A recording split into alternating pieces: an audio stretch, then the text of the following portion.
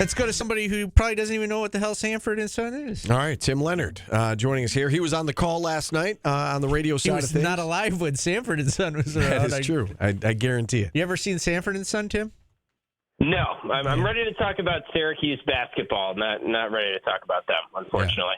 Yeah. All right, so let's talk Cuse basketball. We'll start with the men. We'll get into the women as well. They've got their opener tonight. But you were courtside for it. What stood out to you? I think you guys are hitting on a lot of the stuff that stood out to me. You got to get stops on defense. That's what Red has been saying from the get-go here, and I think their defense is a work in progress right now. I think their offense looks so much better when they get in transition, and you can't really get in transition unless you're getting stops on defense. So some of the stuff that Lemoyne did I thought was really good. I thought they had a good game plan. I would have guessed it was going to be more of a fast-paced, get up and down, shoot a lot of threes type of game because that's what Lemoyne is. And I feel like Nate Champion kind of thought, that's sort of what Syracuse is, and that might play into their hands. So the Orange were way out on the shooters, and everyone was, told in the scouting report on the Syracuse side of things to prevent the three, and that created some driving lanes. And I do think Jaquan Carlos, like Paulie was saying, struggled on defense to keep guys in front of him. That's a takeaway you have and a concern you have. I'm not too worried about the front court guys. Eddie Lampkin, I think that's just a tough game for a center like him when they have a lot of shifty guards and quick guys off the dribble. But there's definitely some things to clean up on defense. I chalk up the offense to just an off night, playing tight and dealing with some nerves. I mean, I think we all agree they're going to shoot better from three-point range going forward.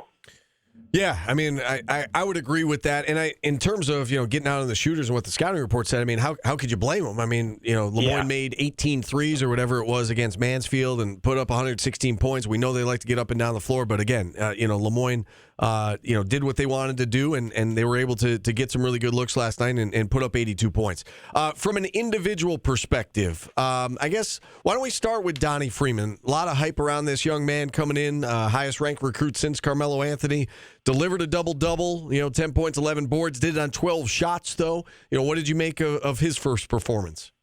Well, the good news is I thought that was kind of an off game for Donnie Freeman, and then you look at the box score and you're right. He did have a double-double, which is kind of delivering in terms of the stat sheet, and he did a lot of good things. I think he was a little bit hesitant in that zone look that they were giving. They threw out a couple different zones, Lemoyne did.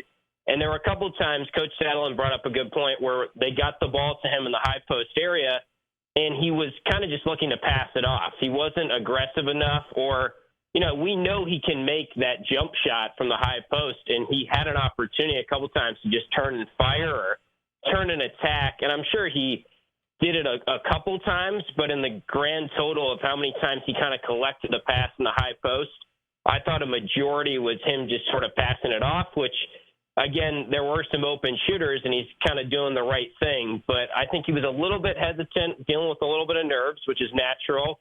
It was definitely a very freshman performance in a way, but also, he still got a double-double, and the talent is there. So I'm very confident that the offense is going to play better, and specifically Donnie Freeman, I think he will continue to get better and better. And Red said at postgame, he said, this is a pretty good game for him. Lemoyne's got some tough matchups for him on the other side. He held his own defensively. So I'm confident in Donnie Freeman. I think it's any takeaway I have from him is positive after a game like that. Paulie brought up Elijah Moore a little bit earlier. Just 2 minutes for Elijah Moore, 12 minutes for Lucas Taylor. What did you make of the discrepancy there in minutes? Is that simply because Lucas Taylor is an older guy and maybe a little bit better defender, and that's what they needed last night?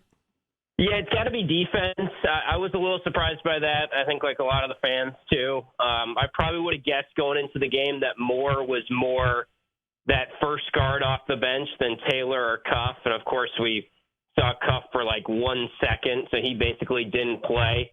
I think Lucas Taylor, I haven't been to a ton of practices or anything, but I'm guessing that he has given them some more in practice than what he's shown in the exhibition. It's just the way that Red is talking about him. I mean, post-game after the exhibition, he said, we're a good three-point shooting team, and the one guy that we know can make shots that isn't right now is Lucas Taylor. And he looks a little uncomfortable in terms of what he's given you offensively. But I do think that the Elijah Moore discussion, it's all on defense. They're trying to get him up to speed defensively. They obviously know he is a capable shooter. I'm sure they probably looked at the box score of the coaching staff after the game and thought, yeah, we should probably give him a couple more minutes. And just the way the game worked out last night, it's tough to throw a freshman in there in the second half when it is a tight game that you really can't lose. And that's what the game became. So Lucas Taylor's got a little bit more experience, and I guess they're rolling with him a little bit more right now. But I think that's a competition going forward. I would expect to see more Elijah Moore in the next game. You know, we were talking all about the depth and versatility in the preseason, and last night, you know, they essentially played 7 guys. I mean, you know, Taylor got 12 minutes, Jair Davis got 26 off the bench, and then Peter Majstorovic only played 5, Elijah Moore 2, and as you said, Kyle Cuff, didn't even record a full minute. Again, is it just a case of they were playing from behind the whole game, and you think the rotation will loosen up, or do you think that we can expect this like going down to New York to take on Texas? Do you think it's going to be basically 7 guys? I would say maybe more like 8 guys, but I do think we probably collectively need to pump the brakes a little bit on the conversation of 9, 10, 11 guys playing. You know, we haven't seen Chance Westry, everyone's favorite player, who hopefully he gets back out there soon. I mean, I guess that when you count him, there's 12 guys on this roster right now that probably feel like they're going to play. That's not going to be the case. I mean, no one does that but Florida State, really. And Red's tendencies, I mean, you go back to last year, there were a lot of games where he rode the starting lineup, kind of like he did in the second half yesterday, and he found a hot lineup, which included Jair Davis last night. He was basically a starter with the minutes load that he played last night. They didn't really get a ton from the bench. It was 28 bench points, but Davis had 22 of those. So I do think inevitably every year we have the conversation about how this is the deepest team and X, Y, and Z. It's going to be one of those years where they're really cycling in the bench. In the exhibition games, we saw a ton of different lineups. But stuff's going to pop up, and guys are going to get cut from the lineup. I mean, any coach is, it's hard to deal with 9, 10 guys cycling in and out. So I think we're probably going to be looking at 7, 8 guys in the end, but that's what pretty much every team across the country does. And there's, on any good team, there's 3 or 4 guys that go into the year thinking that they are a part of the rotation, and for whatever reason, they might not be. Last men's question, then we'll get into the women. What did you make of Eddie Lampkin? It was kind of hard to get a read on him, right? Because he only played 6 minutes in the first half, picked up 2 fouls. It was able to outmuscle some of the Lemoyne guys in the second half, but he still only finished with 3 rebounds, all on the offensive end, finished with 10 points in 19 minutes. How would you kind of grade his first performance? Yeah, I think he was okay. I'm not too worried about the defense because, like we talked about, it's just a tough matchup for him. And Coach Red said that post-game as well, how you're going against a smaller, shiftier team. And they were attacking him. They were attacking Carlos and Lampkin defensively. I think the Carlos thing is a little bit more surprising because he came in as an all-CAA defender, which the more I think about that, some of that might just be they look at the stat sheet and he was 3rd in the conference in steals per game. And, right, yeah. Yeah, and that's going to get him that vote. I think Lampkin did some nice things offensively. He also just missed some shots that he probably won't normally miss.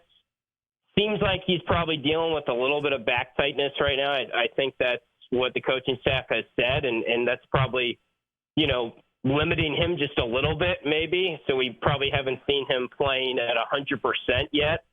There were a couple of times, he's billed himself as an unselfish guy. There was that one play where he should have just shot it, and he tried to pass it underneath to Chris Bell, and he was out of bounds. So I think as a whole, the team could have been a little bit more aggressive in some spots, and then it was good to see in the second half when Starling and Bell and some of the guys that Coach Saddle and I were kind of calling for to come through. Like, you need those veteran guys to come through in a tight game. They did make some winning plays. So that's the positive you can take away is, as you guys were saying, it's tough to learn after a loss, but this was still a win. And when you go down the road, if you start to play better, this will just be a very small footnote in the season if they sort of learn from this one. All right, let's talk about the women now. They've got their opener tonight. What are you looking for, out of this team? And I guess maybe what's your biggest question mark heading into the new season for the women? Well, I want to see specifically tonight if Georgia Woolley and Dominique Camp are in the lineup. They didn't play in the exhibition game. I think Dominique Camp is a really interesting player that's kind of gone under the radar just because she hasn't been out there on the court for a while. I guess you could liken her to Chance Westry a little bit on the men's side, but she had 16 assists in the game for Coach Jack at Buffalo and is a true point guard. And then Angelica Velez is also coming in new to the program this year from LSU as more of that true point guard role.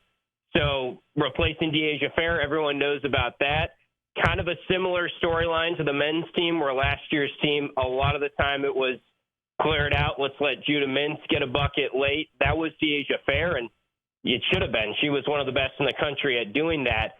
This team should move the ball more. I think they're a little bit deeper, and they're going to play more together as a team. I think we'll see who is that player that they can give the ball to late in the shot clock. Georgia Woolley seems to be that player, and I guess she's a little banged up right now, didn't play in the exhibition game, but is she capable of an ACC play scoring 18, 20 points and being that go-to player? She certainly has put up those point totals when Deasia Fair was drawing a lot of defensive attention. But really, it's pretty similar storylines and question marks to the men's team, and I'm very excited to see what Niagara is a solid team. So could be another kind of sneaky close game maybe. All right, and you will be on the call tonight. We look forward to it. 7 o'clock tip between the SU and Niagara women. Tim, thanks so much for coming on. We appreciate it. All right, guys. Always fun. Thanks a lot. All right, we'll hit a timeout here. We'll wrap up hour number one. Always fun. Oh, it is always fun. It is. We love having Tim on. Great stuff. They shot down my Sanford and Son talk, though. It's like, yeah, I'm not here for that. I'll be honest with you, Paulie. I'm not here for it either. I don't think I've ever seen an episode of Sanford and Son in my life. You should be fired immediately. When was that? When was that show produced? The late 70s, early 80s, right? Yeah. The show was the highest rated on NBC in 1973. I wasn't born yet, so I'm with Tim on this. We'll wrap up hour number one next on ESPN I can't Radio. work like this.